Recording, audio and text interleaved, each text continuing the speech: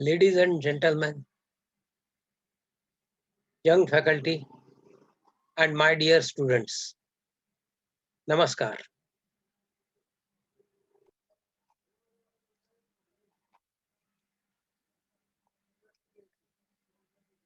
My presentation is on Ornate Houses of South Canara.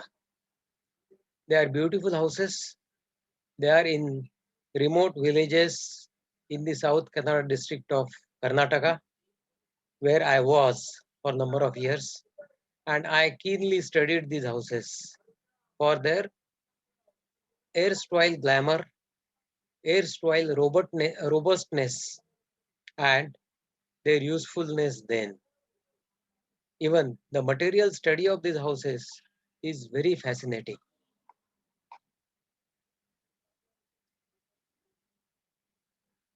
Typical South Canara house features are they have thick walls, they have extensions or pada it is called, they have highly projected roof. It is because of heavy rains in that area. And they have a chowdi or a frontal veranda where the chief of the house will sit and he will discuss with the people from the village or any complainant if he would like to come there and give his complaint to him. He would like to discuss with him all those things. And of course, there will be a relaxing chair there where the headman will sit and have a public discussion. The frontal veranda is something like this. It is exquisitely carved wooden pillars, and of course, there is a relaxing chair. One of my colleague is right now sitting in that chair, and they are peculiar features of front veranda.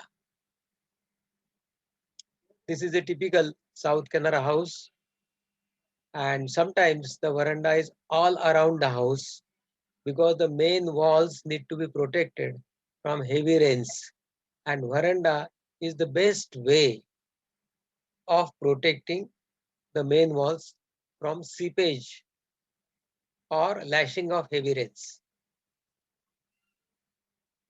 This is another South Canara house in the region. You will see a very high plinth. It is all because of the flash floods. The main house need to be protected from the flash floods, and that's why so many steps. Sometimes it shows the status of the headman of the house.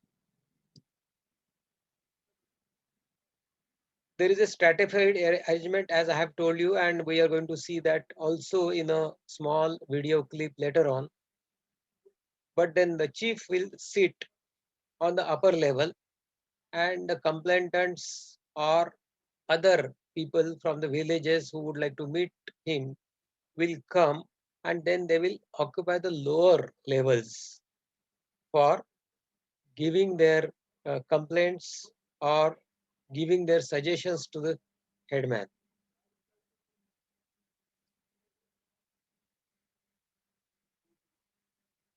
Chavdi has the main features like it has got a decorative ceiling, it has got exquisitely carved stone foundation and wooden pillars. These wooden pillars can be of jackwood because jackwood is very hard to carve but is extremely long lasting. But then sometimes they will have BT wood, best teak wood, or a variety of teak wood. They can have the columns carved in such durable woods. Wooden roof truss details in this house are quite typical.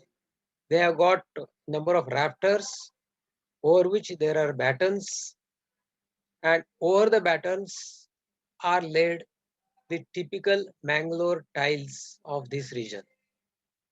And that is how the whole composition of roof happens. Exquisite craftsmanship can be seen through the elaborate carving of the capital of wooden pillar or even the main door frame. It's very intricately carved. That shows the status of the headman. This is a typical chieftain's house in the region. You will appreciate it has got high sloping roof. It has got veranda all around to dispel driving rains. It has got high level ventilators for convection current to escape. It has valleys, but then they are minimized so that the water can be collected in the valleys and drained off. But then their numbers are less. Only at the junction of the projected canopy for entrance, you will find some valley. Otherwise, the valleys are mostly avoided. The entry is always welcome entry with decorative eaves drop. The entry invariably will have potted landscaping to enhance its welcoming nature, and security features like grill and door. They are additions. They are later on. The original house won't have these things. These are all the later on modifications. The courtyard. The courtyard is very central to all South Canara houses. Beautifully carved pillars, as I have told you before, of jackwood or maybe of teak wood. Then trellis work at upper level show the local craftsmanship. The right side picture is of Kunjur house, which was in disarray at that time. A lot of snakes were inside when we went there to see this house from inside, because the house later on needed to be shifted to an appropriate place. I will talk about that little later. But then this is the status of the house when we went there to visit in deep village inside in the interior of South Canara region. So from there it has to be shifted to a better place where it can be maintained for longer period of time.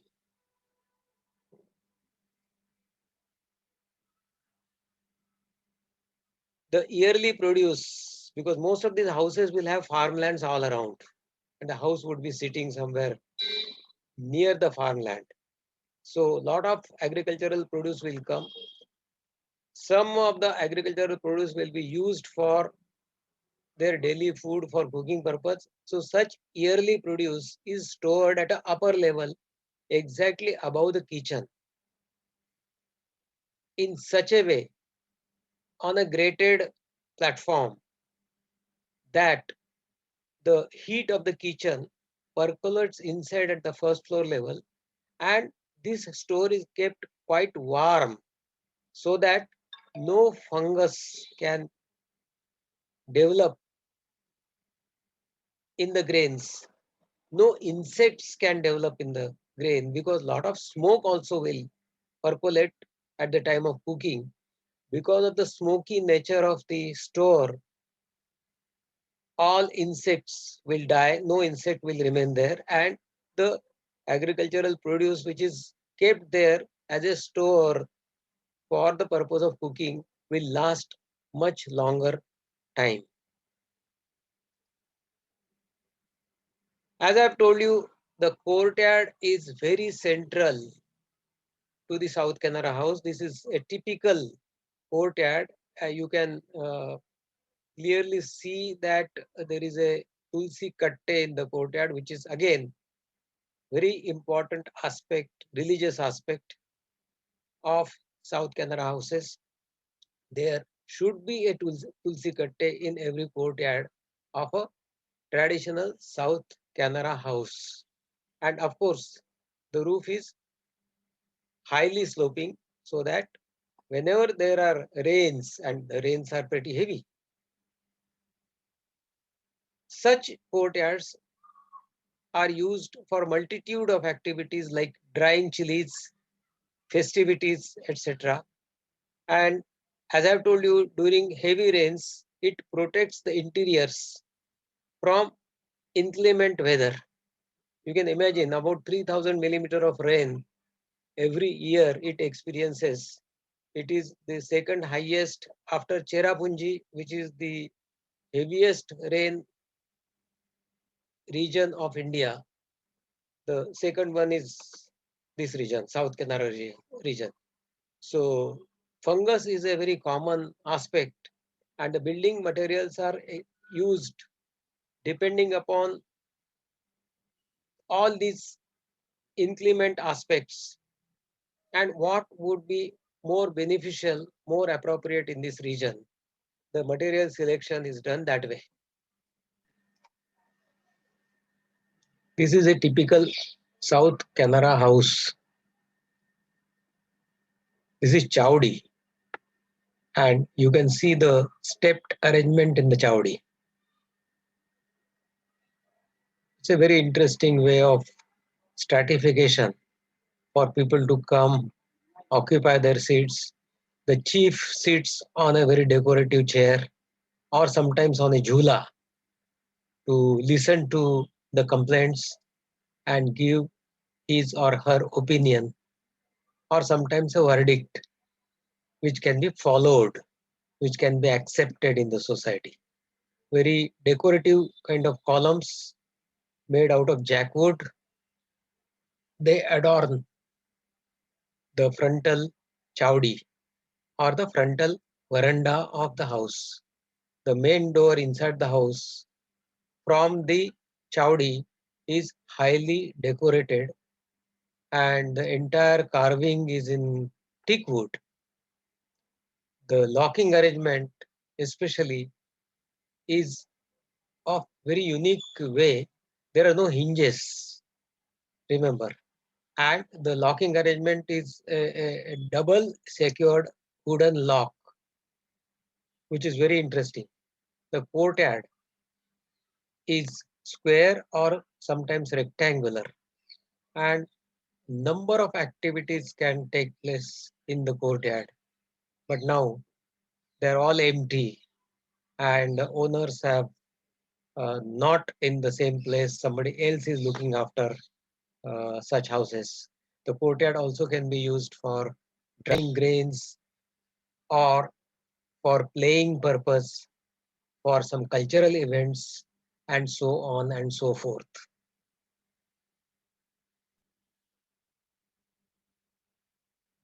The chowdi or frontal veranda, as we have seen in the clip also earlier, and now in this, is very typical. Once I had gone around seeing some of the South Canara houses along with architect Charles Correa, and he made a very interesting observation. He said that the typical houses of South Canara, the elevation is the elevation of a veranda, because the veranda covers almost about 80 to 90% of the front elevation of a house. So they are nothing but the elevations of veranda and not the elevation of the actual house. That is the characteristic of the houses here.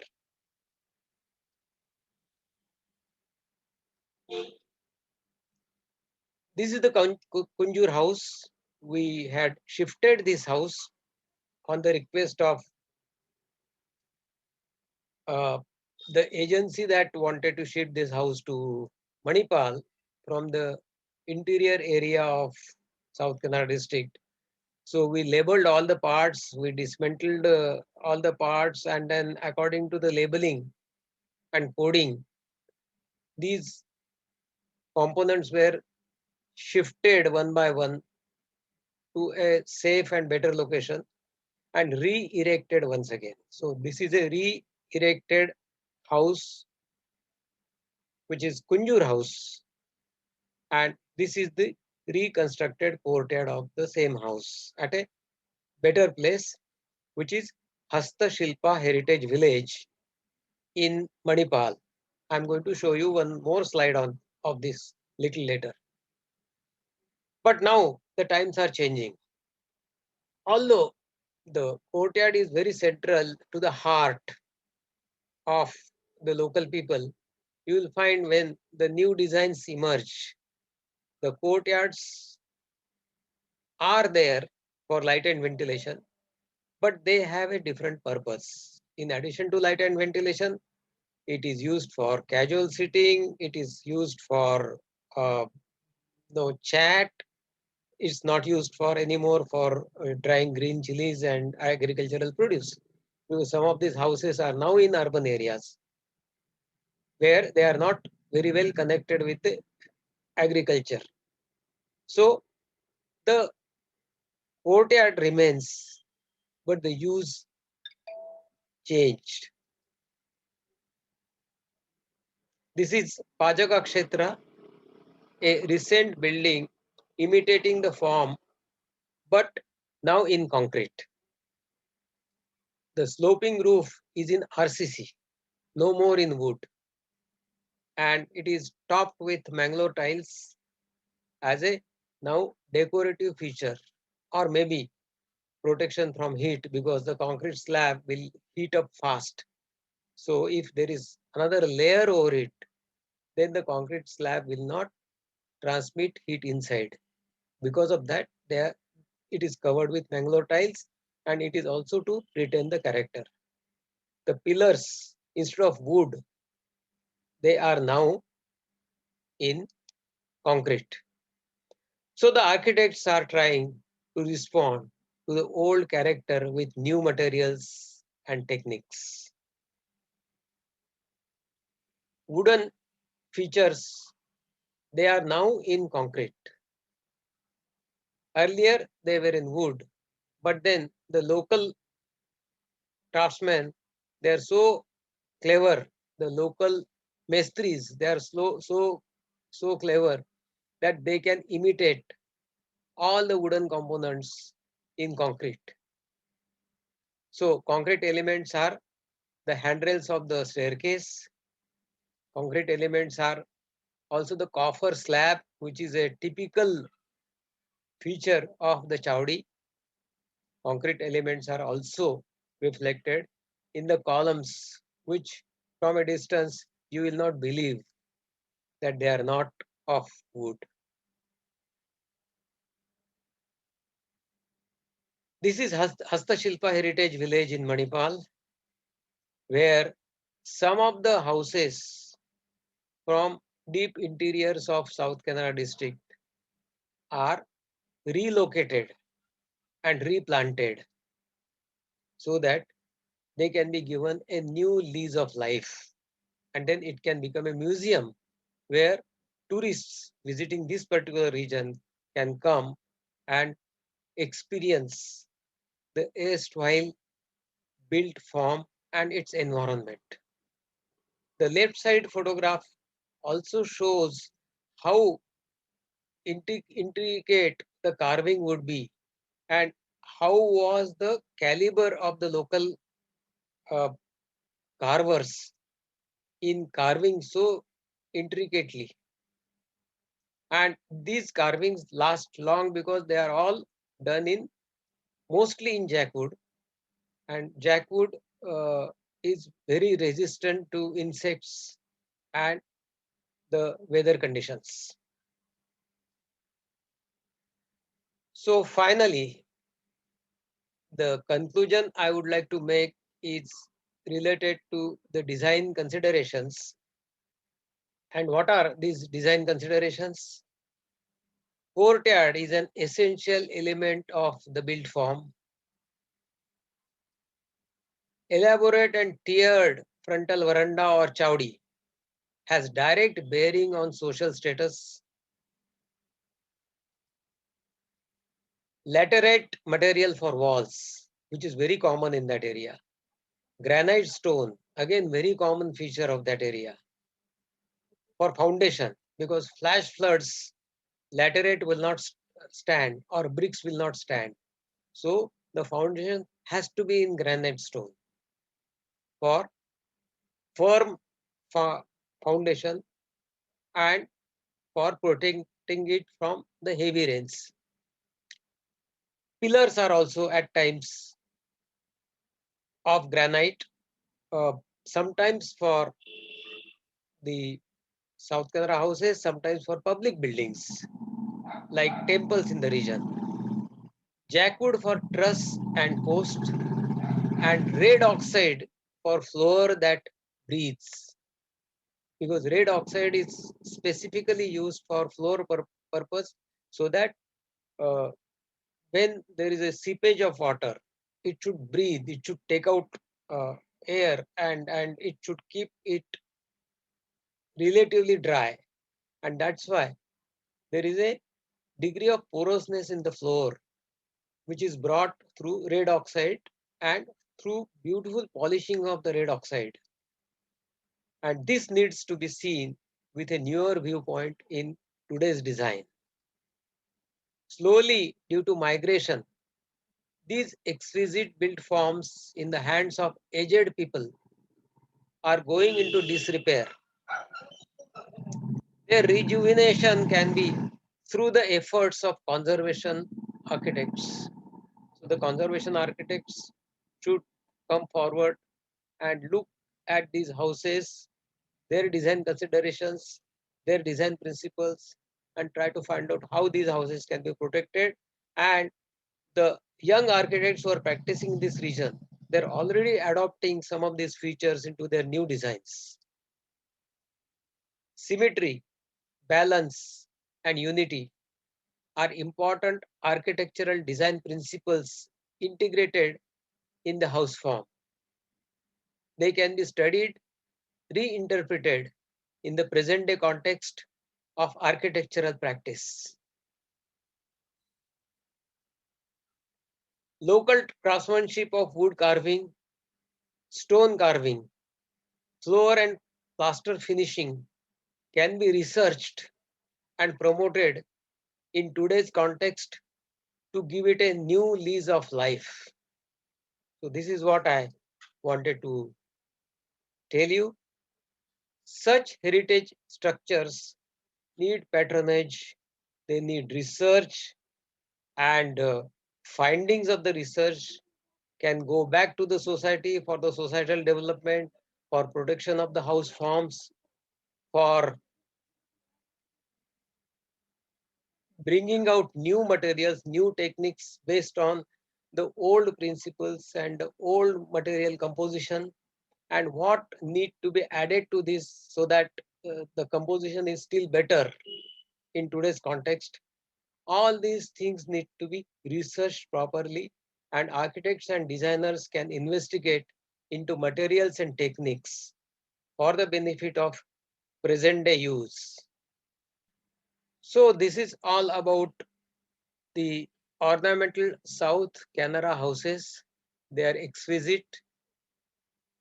They have been there for the last more than 500 years at number of places, and mainly they are related to the farmland around. But now the architectural concepts and the principles of these houses are also being used by the local architects in urban cities like Udupi, Manipal, Mangalore, and other cities. So let this tradition survive. Only thing is that the new generation should research on the building techniques and the materials then used and refine them for the present day application. Thank you.